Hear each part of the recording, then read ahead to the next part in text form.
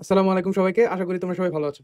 এখন দেখো আমরা কিন্তু ধীরে, ধীরে আমাদের সর্বশেষ নন কর্ডেড প্রাণীর মধ্যে কিন্তু আমরা চলে আসছি। ঠিক আছে? তো এই যে আমরা একাইনোডার্মাটা পড়বো এবং আগেরগুলা কিন্তু আবার রিভিশন দিব। আগে যে পর্বগুলো পড়ছি ওগুলো কিন্তু আবার রিভিশন দিব।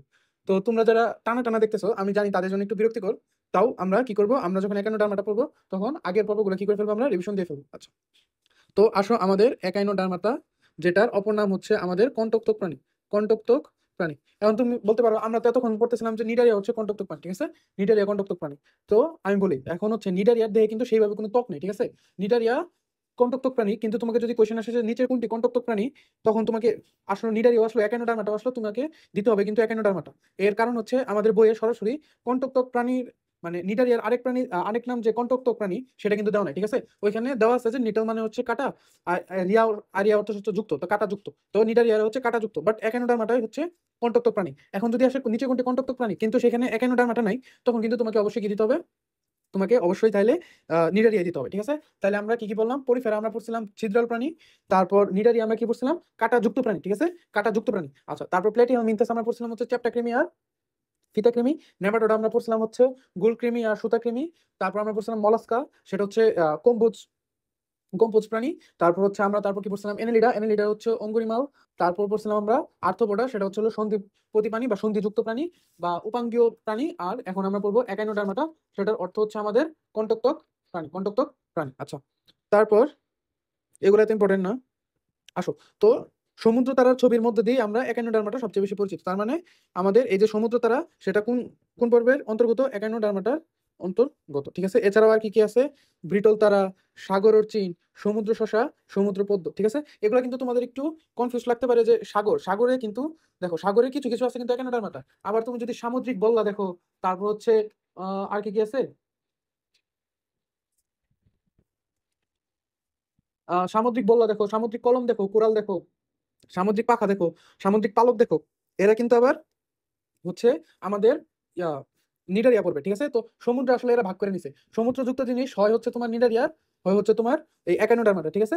তো আমরা যখন আবার পড়বো, আমরা যখন আলিম স্যারের বই পড়বো, তখন আমরা ভালো করে দেখাই দিব যে যেগুলা সমুদ্র নিয়ে তিনটা জিনিস, একটা হচ্ছে পাখা, একটা হচ্ছে পালক, একটা হচ্ছে বল্লা। ঠিক আছে? সামুদ্রিক পাখা, সামুদ্রিক পালক, সামুদ্রিক বল্লা, সামুদ্রিক কলম, কোরাল আর কুসুম, এগুলো যদি থাকে তাহলে হচ্ছে নিডারিয়া, আর বাকিগুলো হচ্ছে একানোডার্মাটা। আচ্ছা, আমরা যখন আলিম স্যারের বই পড়বো তখন আমরা আরো ভালো করে জানবো। আচ্ছা, তো এই যে সকল একাইনোডার্মাটার সদস্য কেমন? কাটাময় ত্বক বিশিষ্ট। ঠিক আছে? কাটাময় ত্বক বিশিষ্ট। ঠিক আছে? দেখো একাইনোডার্মাটা, কাইন মানে হচ্ছে কাটা, আর ডার্মাটা শব্দ হচ্ছে হচ্ছে ত্বক। ঠিক আছে? আর তার মানে একাইনোডার্মাটা হচ্ছে কন্টক প্রাণী। ঠিক আছে? তাই এই জন্য এর সমগ্র সমগ্র বা সব সদস্যই কেমন? কাটাময় ত্বকযুক্ত। আচ্ছা, তারপর কি এদের ত্বকের নিচে শৈত চুনময় অন্তকঙ্কালিক প্লেট আছে। ঠিক আছে? এদের কি আছে? অন্তকঙ্কালিক প্লেট আছে। ঠিক আছে? তার মানে এই যে এদের কাটাটা কিসের উপর শৈত? কাটা কিন্তু একটা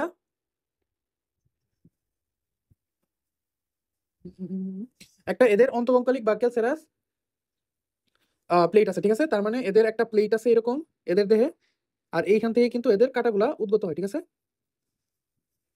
আর এটা কেমন প্লেট? এটা হলো ক্যালকেরাস বা ক্যালসেরাস প্লেট। আচ্ছা, তো এটা আমাদের গেল। তারপর হচ্ছে আচ্ছা, এদের কাঁটাগুলো কেমন? বহিঃকঙ্কাল। ঠিক আছে? আমাদের ক্ষেত্রে দেখো আমাদের বহিঃকঙ্কাল কি? আমাদের বহিঃকঙ্কাল হচ্ছে নখ, চুল এগুলা, আর অন্তঃকঙ্কাল হচ্ছে আমাদের স্কেলেটন, হাড্ডি যেগুলো, ফিমার, এগুলো আর কি। আর এদের ক্ষেত্রে এই যে কাঁটাগুলা এগুলো হচ্ছে এদের বহিঃকঙ্কাল, আর এদের যে প্লেট এগুলো হচ্ছে এদের অন্তঃকঙ্কাল। এগুলো কি? এদের অন্তঃকঙ্কাল। আচ্ছা, এ পর্বের প্রজাতিরা অসমো রেগুলেশনে অক্ষম। আর অসমো রেগুলেশন কি? অসমো রেগুলেশন আমরা পড়বো, আমাদের অসমো রেগুলেশন করে হচ্ছে আমাদের কিডনি। আচ্ছা, ঠিক আছে? অসমো রেগুলেশন কি? এই কিডনি কি কি করে এর মধ্যে, মনে করো এর যে প্রেসার, এই প্রেসারটা এরা কন্ট্রোল করতে পারে। ঠিক আছে? কিডনি কি করতে পারে? আমাদের এই প্রেসারটা কন্ট্রোল করতে পারবে। এটা তোমরা মেডিকেলে আসলে আরো ভালো করে জানবা। তো এটা জানা রাখো, আমাদের অসমো রেগুলেশন করে কি? আমাদের কিডনি। আর এই যে আমাদের একানোডার্মাটা, এরা অসমো রেগুলেশনে অক্ষম। এই জন্য এরা কি করেছে? এরা মোহনায় খুব কম পাওয়া যায়। মানে যেহেতু মোহনায় অনেক স্রোত আছে এবং তারা এই পানির চাপটা করতে পারে না, মানে কন্ট্রোল করতে পারে না, যেহেতু এদের অসমো রেগুলেশনের ক্ষমতা নাই। এই জন্য এদের কই দেখা যায়? এদের মোহনায় কম পাওয়া যায়। ঠিক আছে? আচ্ছা, আর এদের আরেকটা ইম্পর্টেন্ট জিনিস হচ্ছে এদের সকল সদস্যই কিন্তু সামুদ্রিক। ঠিক আছে? সকল সদস্যই কি? সামুদ্রিক। আচ্ছা, আচ্ছা, আমরা বৈশিষ্ট্যে চলে যাই। প্রথমে আসছে হচ্ছে পূর্ণাঙ্গ প্রাণী পঞ্চরীয় প্রতিসম, ঠিক আছে? পূর্ণাঙ্গ প্রাণী পঞ্চরীয় প্রতিসম, ঠিক আছে? তাহলে আমরা প্রতিসমগুলো আবার শেষ করে দেখো। আমরা নিডারিয়া পড়ছিলাম অরীয় প্রতিসম, ঠিক আছে? তারপর যা আছে বাকি সবগুলাই দ্বিপার্শ্বীয় প্রতিসম, জাস্ট মলাস্কার গ্যাস্ট্রোপোডা হচ্ছে অপ্রতিসম। আর এইখানে আমরা একাইনোডার্মাটায় আমরা কি বললাম? পঞ্চরীয় প্রতিসম, পঞ্চরীয় প্রতিসম। কারণ পঞ্চরীয় প্রতিসম কি? অরীয় আমরা পড়ছিলাম। অরীয় হচ্ছে কোনো প্রাণীর কেন্দ্রীয় লম্ব অক্ষ বরাবর যদি দুইয়ের অধিক অংশে বিভক্ত করা যায়, এটা হচ্ছে অরীয়। আর পঞ্চরীয় কি? এদের 5টা তলের উপর কি করা যাবে? সমান 2 অংশে ভাগ করা যাবে, ঠিক আছে? 5টা তলের উপরে। এরকম দেখো 5টা তল, 5টা তলের উপর ভাগ করে এদের সমান 2 অংশে বিভক্ত করা যাবে। এটা হচ্ছে তাদের পঞ্চরীয় প্রতিসম। আচ্ছা, কিন্তু এরা কি লার্ভা দশায় কেমন দেখা যায়? এরা লার্ভা দশায় দেখো, লার্ভা দশায় কিন্তু এরা দ্বিপার্শ্বীয় প্রতিসম। আচ্ছা, তারপর দেখো এদের দেহ কণ্টকময়, এটাই তো আমরা বললাম এর নামের মধ্যেই আছে একাইনোডার্মাটা। আর কি?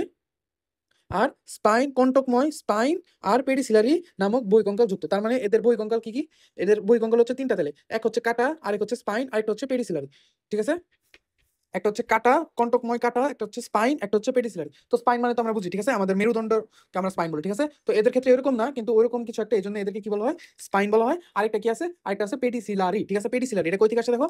পেডাল প্লাস সিলিয়ার, ঠিক আছে? সিলিয়া মানে তো আমরা জানি সিলিয়া থেকে সিলিয়ারি, আর পেডাল মানে হতো পা, ঠিক আছে? তো এখান থেকে আসলে পেডিসিলিয়ারি, পেডিসিলিয়ারি, ঠিক আছে? তাহলে এদের বহিঃকঙ্কাল কি কি থাকলো তাহলে? কণ্টকময় কাটা থাকলো, স্পাইন থাকলো আর পেডিসিলারি থাকলো। আচ্ছা, তারপর এদের দেহ মৌখিক ও বিমৌখিক তলে বিন্যস্ত, ঠিক আছে?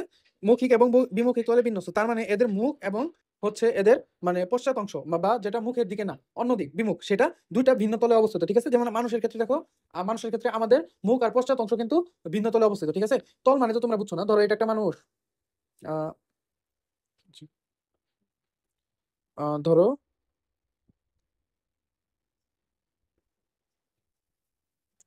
খুব খারাপ মানুষ হচ্ছে।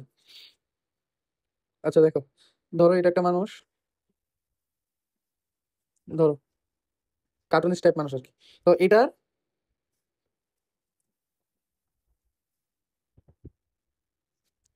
দেখো খেয়াল করো, এটার যে মুখ আর আমাদের পশ্চাৎ অংশের যে মুখ,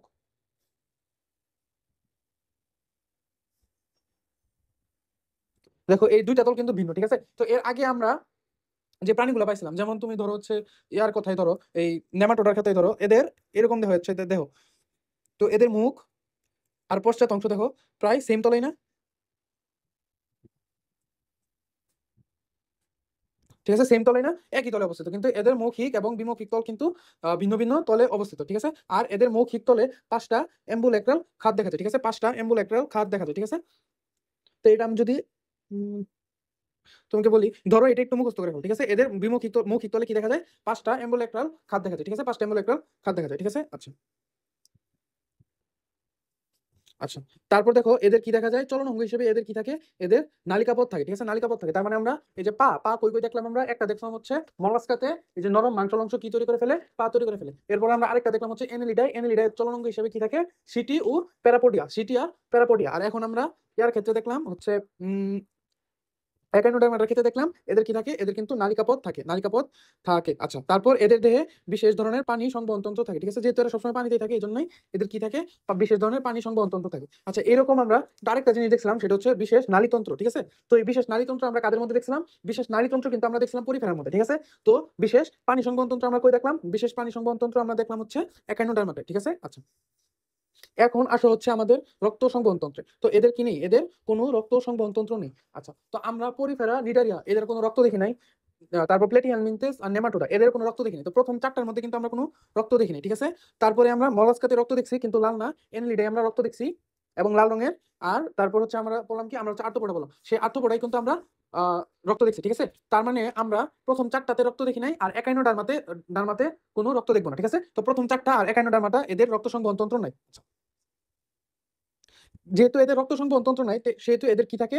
হিমাল আর পেরি হিমাল তন্ত্র থাকে, ঠিক আছে? এটা ওদের রক্ত সংবহন তন্ত্রের একটা অল্টারনেটিভ, ঠিক আছে? এদের যেহেতু রক্ত সংবহন তন্ত্র নাই, সেহেতু এদের কি থাকে? হিমাল ও পেরি হিমাল তন্ত্র থাকে, ঠিক আছে? তো প্রথম 4টার ক্ষেত্রে কিন্তু আমরা দেখছিলাম রক্ত সংবহন তন্ত্র নাই, কিন্তু এদের অল্টারনেটিভ কিছু নাই। কিন্তু ডার্মাটাতে কিন্তু রক্ত সংবহন তন্ত্র নাই, কিন্তু এদের কিন্তু কি থাকে? এদের কিন্তু অল্টারনেটিভ হিসেবে হিমাল তন্ত্র আর পেরি হিমাল তন্ত্র থাকে। আচ্ছা, তারপর এদের কি আছে? এদের কিন্তু মস্তিষ্ক ও রচনতন্ত্র কি অনুপস্থিত, ঠিক আছে? মস্তিষ্ক আর রেচনতন্ত্র অনুপস্থিত। আচ্ছা, আমরা কিন্তু আর্থ্রোপোডার মধ্যে দেখছিলাম যে এদের কি থাকে? এদের কিন্তু স্নায়ুতন্ত্র ডেভেলপ থাকে, ঠিক আছে? এদের স্নায়ুতন্ত্র ডেভেলপ থাকে, কিন্তু আমরা এখন দেখলাম এদের কিন্তু মস্তিষ্কও নাই, আবার রেচনতন্ত্র নাই। আচ্ছা, আর রেচনতন্ত্র আমরা কই কই পড়ছিলাম? রেচনতন্ত্র কিন্তু আমরা পড়ছিলাম এক প্লেটিয়াল মিনতেসে, সেটা হচ্ছে রেচন নালিয়া শিখাকোষ। তারপর এনিলিডাতে আমরা রেচনতন্ত্র পড়ছিলাম, সেটা হচ্ছে নেফ্রেডিয়া। আরেকটা দেখছিলাম আমরা আর্থ্রোপোডায়। আর্থ্রোপোডায় রেচনাঙ্গ ছিল হচ্ছে আমাদের মেলপিজিয়ান নালিকা, ঠিক আছে, মেলপিজিয়ান নালিকা। আচ্ছা, শেষ। তাহলে তারপর আমরা পড়ছিলাম হচ্ছে শ্বসন। শ্বসন অঞ্চল কি দেওয়া হয়, ঠিক আছে। তো শ্বসন অঞ্চলের ক্ষেত্রে আমরা পরিফেরা, নিডারিয়া, প্লাটিহেলমিনথেস আর নেমাটোডা, এদের ক্ষেত্রে কিন্তু কোনো শ্বসন অঞ্চল দেখিনি, ঠিক আছে। তারপর আমরা মলাস্কাতে দেখছিলাম। মলাস্কাতে আমরা কি কি দেখছিলাম? আমরা স্থলচরের ক্ষেত্রে দেখছি হচ্ছে আহ স্থলচরের ক্ষেত্রে দেখছি আমরা পালমোনারি থলি। আর হচ্ছে জলচর যারা ছিল তাদের ক্ষেত্রে কিন্তু ছিল হচ্ছে ফুলকা, আর হচ্ছে আমাদের ফুলকা ছিল, আর হচ্ছে আমাদের মেন্টাল পর্দা ছিল, ঠিক আছে। এনিলিডার ক্ষেত্রে আমরা একটা দেখছিলাম, সেটা হচ্ছে কেঁচো, ঠিক আছে। আর এটা কিন্তু মেডিকেল আসছিল যে কেঁচোর শ্বসন হয় কিসের মাধ্যমে? ত্বকের মাধ্যমে, ঠিক আছে। তারপর আমরা আবার আর্থ্রোপোডার মধ্যে শ্বসন অঞ্চল দেখছিলাম, ঠিক আছে। আর্থ্রোপোডার মধ্যে আমরা শ্বসন অঞ্চল দেখছিলাম ট্রাকিয়া, ফুলকা, বুকগিল আর বুকলাং এর মধ্যে। আর এখন আমরা 51 ডারমাটাতে আমরা শ্বসন অঞ্চল দেখতেছি, সেটা হচ্ছে আমাদের ফুলকা, নালিকাপথ আর শ্বসন বৃক্ষ। ফুলকা, নালিকাপথ আর হচ্ছে শ্বসন বৃক্ষ।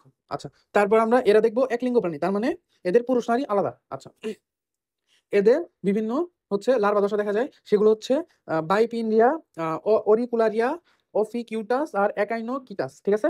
অনেক কঠিন কঠিন নাম, ঠিক আছে। তো আমার এগুলো আমাদের সময় না নতুন আসছিল, ঠিক আছে। তো আমি এমনি ইন্টারের সময় তো তাহলে এগুলো পাই নাই, তো আমি এডমিশনের সময় এই নামগুলা, তো তখন আমার কঠিন লাগছে। তো তখন আমি কিভাবে মনে রাখতাম? আমি মনে রাখছিলাম রিয়া রিয়া টাস, ঠিক আছে। তো এটা কিন্তু মানে একটা ফালতু টেকনিক বলতে পারি, কারণ দেখো রিয়া এর আগে যে কোনো কিছু রিয়া দিয়ে বদলাই দিতে পারে, ঠিক আছে। তো আপনারা একটু দেখবেন, কষ্ট করে মুখস্থ করে নেবেন, ঠিক আছে।